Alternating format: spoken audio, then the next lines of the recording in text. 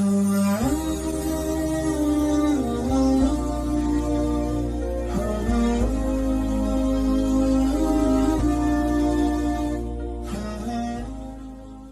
antara hal-hal yang menunjukkan kemuliaan bulan Ramadan adalah turunnya Al-Quran. Allah Ta'ala berfirman, bulan Ramadan yang di dalamnya diturunkan Al-Quran sebagai petunjuk bagi manusia dan keterangan-keterangan yang nyata yang menunjuk kepada kebenaran, yang membedakan antara yang hak dan yang batil. Quran Surat Al-Baqarah, ayat 185. Di ayat yang lain, Allah Ta'ala menyebutkan, sesungguhnya kami telah menurunkannya, Al-Quran, pada malam Lailatul Qadar. Quran Surat Al-Qadar, ayat 1. Namun di banyak ayat yang lain serta melalui kisah perjalanan hidup Nabi kita, dapat diketahui bahwa Al-Quran ini tidaklah turun secara spontan pada satu waktu kepada Nabi Muhammad SAW, melainkan turun secara bertahap dan berangsur-angsur sesuai dengan kebutuhan dan kejadian yang terjadi saat itu.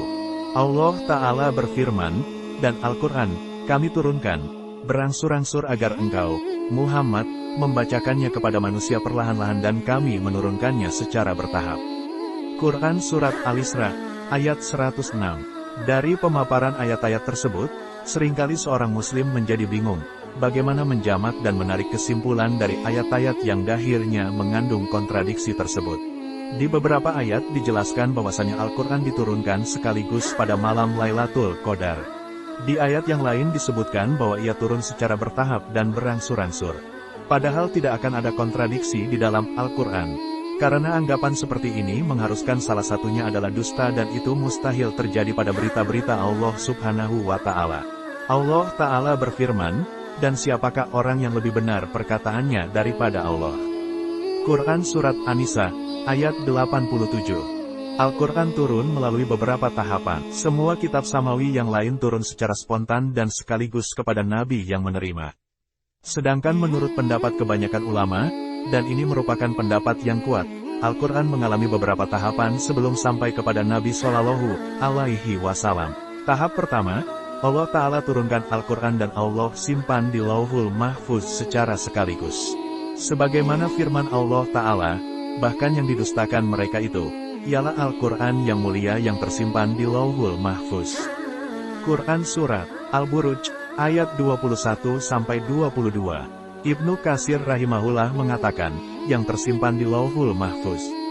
Maksudnya, bahwa Al-Quran di tempat tertinggi dan terjaga dari adanya penambahan, pengurangan, penyelewengan, dan penggantian. Tafsir Ibnu Katsir. Tetapi kapan saatnya serta bagaimana caranya tidak seorang pun mengetahui kecuali Allah Ta'ala. Tahap kedua, Al-Quran diturunkan dari Lauhul Mahfuz ke Baitul Izzah yang ada di langit dunia. Hal ini terjadi pada malam Lailatul Qadar secara sekaligus dan satu waktu. Tahap inilah yang sejalan dengan firman Allah Ta'ala yang artinya, sesungguhnya kami telah menurunkannya Al-Quran pada malam Qadar. Quran Surat Al-Qadar, ayat 1. Tahap ketiga, barulah Al-Quran ini turun secara bertahap selama 23 tahun kepada Nabi kita melalui malaikat Jibril alaihi salam.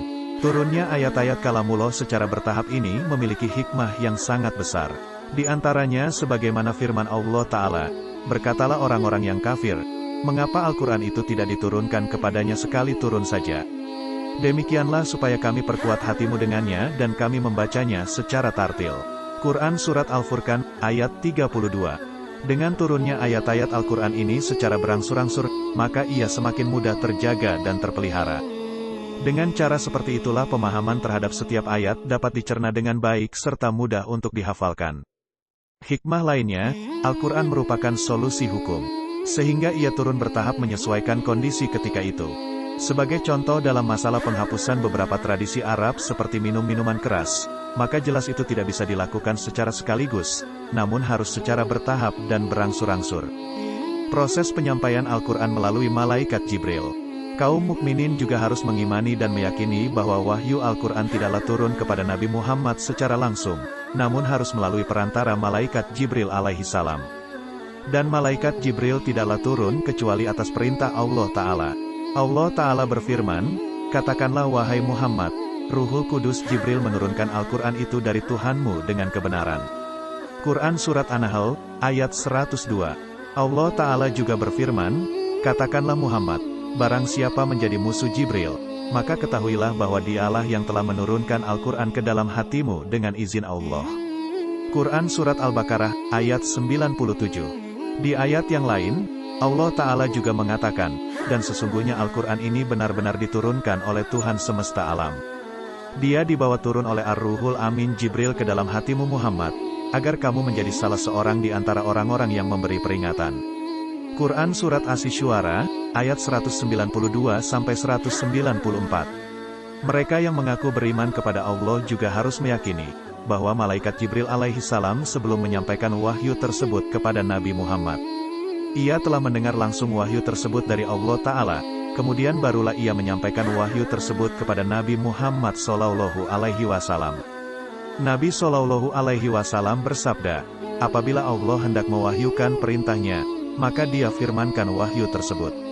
Langit-langit bergetar dengan kerasnya karena takut kepada Allah. Dan ketika para malaikat mendengar firman tersebut, mereka pingsan dan bersujud. Di antara mereka yang pertama kali bangun adalah Jibril, maka Allah sampaikan wahyu yang ia kehendaki kepada Jibril. Kemudian Jibril melewati para malaikat. Setiap ia melewati langit, maka para penghuninya bertanya kepadanya, apa yang telah Allah firmankan kepadamu? Jibril menjawab, dia firmankan yang benar, dan dialah yang maha tinggi lagi maha besar.